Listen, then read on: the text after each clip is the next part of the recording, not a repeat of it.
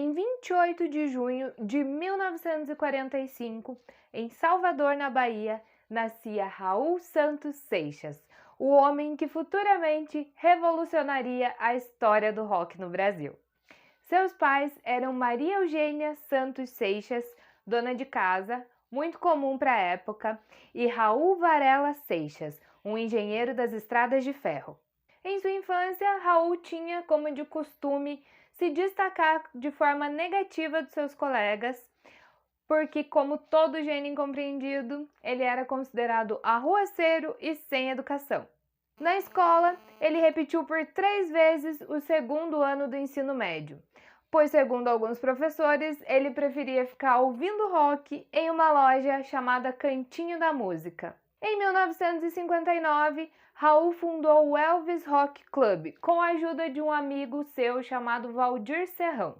Esse mesmo amigo foi responsável pela inclusão de Raul nos meios sociais. Afinal, apesar de todo esse jeito dele diferenciado ali, ele era considerado muito antissocial. Na sua adolescência, ele praticava muita arruaça com os seus amigos roqueiros. O Elvis Rock Club, na verdade, era considerado uma gangue, então eles procuravam brigas na rua, quebravam vidraças, roubavam coisas de pequeno valor.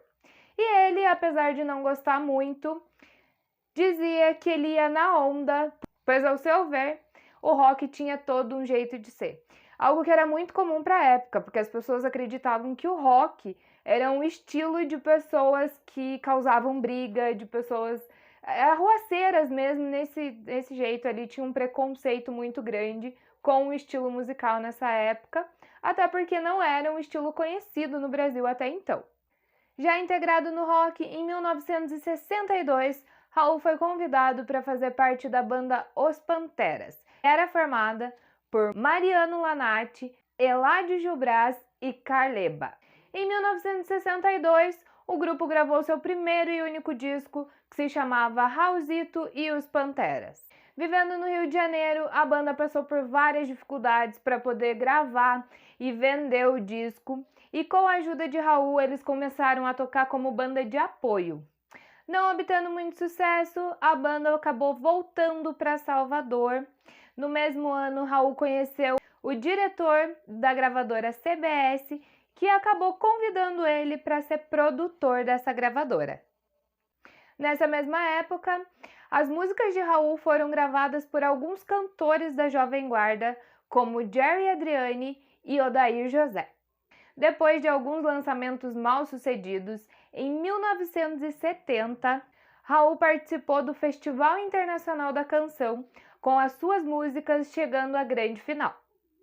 Foi aí então que Raul começou a se destacar no meio musical e foi contratado pela gravadora Philips. Na época era uma gravadora muito grande, e foi ali também que ele conheceu o escritor Paulo Coelho, onde eles viraram colegas musicais. Em 1973, Raul lançou seu primeiro álbum chamado Krieg Rabandolo, que contém as músicas Ouro de Tolo, que é uma música que ele conta um pouco da história lá da sua primeira banda, as dificuldades que eles viviam na época, seguidos das músicas Mosca na Sopa, Metamorfose Ambulante e Al Capone. Em 1974, Raul, juntamente com Paulo Coelho, fundaram a Sociedade Alternativa. Viva! Viva a Sociedade Alternativa! Viva, viva! Que acabou virando faixa do seu álbum Guita, que foi lançado no mesmo ano. Ainda em 74, Raul e Paulo Coelho acabaram sendo exilados do Brasil, foram para os Estados Unidos, onde eles permaneceram durante 1 ano. De volta ao Brasil, em 1975, Raul lançou o Novo Aeon, que teve como tema a música Tente Outra Vez, que foi composta também em parceria com Paulo Coelho. Em 1979 ainda, ele lançou os álbuns Por que os Sinos Dobram e Mata Virgem. No ano seguinte foi a vez do álbum O Dia em que a Terra Parou, que leva como faixa título a música Maluco Beleza. Já em 80 foi a vez dele lançar o álbum Abre-te Sésamo. Logo em seguida, Raul acabou ficando sem gravadora. Sem perspectiva de gravar outro disco novamente, ele acabou se afundando nas drogas e no álcool. No ano de 1983, ele foi convidado pelo estúdio Eldorado para gravar um disco. Logo em seguida, gravou outro disco que continha o seu nome como título e que ganhou ali a música Carimbador Maluco, teve um destaque gigante, fazendo com que ele ganhasse o disco de ouro e também um programa de televisão. Em 1989, ele realizou várias apresentações pelo país na companhia de Marcelo Nova e juntos eles produziram o disco Panela do Diabo, que acabou sendo o último disco da sua carreira. No dia 21 de agosto de 1989, Raul foi encontrado morto, deitado em sua cama, no seu apartamento em São Paulo.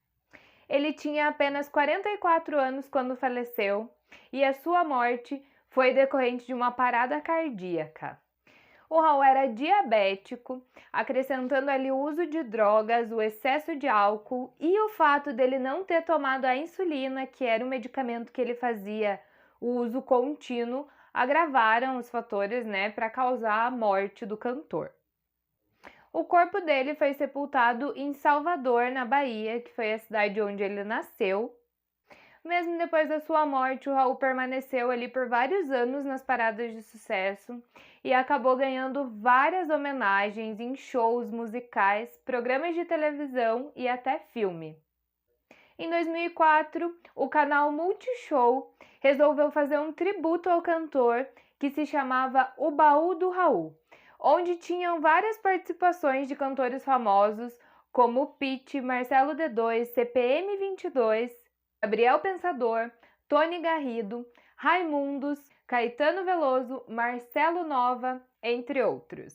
O Raul também ganhou o título de pai do rock nacional por ser responsável pela disseminação do ritmo no país. O cantor teve 3 filhas que se chamavam Simone, Scarlett e Viviane. E agora vai aí uma curiosidade para vocês sobre o Raul. Na adolescência dele, apesar dele não gostar muito da escola, ele gostava muito de ler. O pai dele tinha uma biblioteca assim com abastada de vários títulos incríveis. E nessa época o Raul começou a usar a imaginação a seu favor. Então ele criava histórias em quadrinho, que muitas vezes ele chegou a vender para o irmão mais novo, porque o irmão gostava tanto das histórias que acabava comprando. E foi nessa época que ele criou o Melô, que é ali o alter ego dele, uma dupla personalidade, é um outro lado dele, digamos assim. E o Melô, segundo ele, era responsável por se preocupar com a nossa existência, de onde a gente veio e para onde a gente vai. Mesmo tantos anos depois da sua morte, as pessoas ainda cantam as suas letras icônicas e é muito comum, em alguns lugares com música ao vivo, você vê as pessoas gritando: "Toca, Raul!". Vou falar por mim, eu particularmente já usei essa frase aí umas 2 ou 3 vezes quando tive a oportunidade. Não sei vocês, mas gosto muito de Raul Seixas e para mim fica um pouquinho difícil escolher a faixa dele, a música que eu mais gosto. Mas como eu sempre dou minha opinião, mesmo sem ninguém perguntar, eu vou falar meu top 3 aqui. Eu gosto muito de Al Capone, Maluco Beleza e Eu Nasci há 10 mil anos atrás. E você? Qual que é a sua música favorita do Raul? Conta aqui pra mim. Já não esquece, gente, de se inscrever no canal, de dar o like no vídeo, ajuda muito a gente. E já deixa aqui também a sua opinião a respeito do formato do vídeo. A gente recebeu alguns feedbacks, algumas pessoas acharam que o vídeo anterior tinha ficado um pouquinho longo. Então a gente resolveu dar uma enxugada, tem muito mais informação sobre esse cantor, assim como sobre a Cássia também. Até quem não assistiu o vídeo dela, vai lá, assiste, dá essa forcinha aí pra gente. E me diz o que você achou do vídeo, qual que é o artista que você quer que a gente traga aqui, para falar um pouquinho mais, para saber curiosidades, enfim, aquele que você mais gosta. Esse foi o vídeo de hoje, espero que tenham gostado. Um beijo e até o próximo!